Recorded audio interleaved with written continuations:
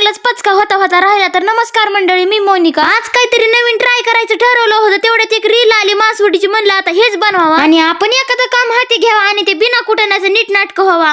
शक्यच नाही. मग काय, मसाल्याची तयारी करून इकडे मासवडीसाठी पिठलं हाटलं ना आम्ही. हिथच माती खाल्ली बर का. आणि आपल्याकडे काय सुती रुमाल नव्हता. मग काय, टोपीचा काटा काढला आणि जुगाड केला. लगेच थापायला घेतलं तर काय बेसन पारा आटून गेलं. नंतर माझ्या लक्षात आलं की गरम गरमच करावं लागतं. टकर जागेवर नसण्याचे परिणाम आहे. मग काय, परत काशी करावं लागली. आता वाटत नव्हतं होईल म्हणून, पण झालं बर का. कसंही नाही, आपण लय रगेल माणूस. एकदा काय मनात आलं ना ते केल्याशिवाय काय गप बसत नसतं. कशी तरी मासवडी केली. मग काय, लगेच भाकरीन रस पण बनवला आणि एवढी तोंडा पडूस तर मेहनत केली, पण काय फायदा झाला नाही. म्हणलं चला बाई, नवऱ्याला काहीतरी नवीन खाऊ घालून खुश करावं. तर आमचा नवरदेव म्हणतोय मेथीची भाजी कमान केली. आता काय म्हणावं, त्यांना नवरा सांभाळायचं सोपं नाही गमाय. जाऊ द्या, कुठे लक्ष देत बसावं. इकडे आपला मस्तपैकी तरीचा रस्सा, बाजरीची भाकरी आणि मासवडी तयार झाली. मग कशी झाली मासवडी कमेंट करून नक्की सांगा. So bye bye.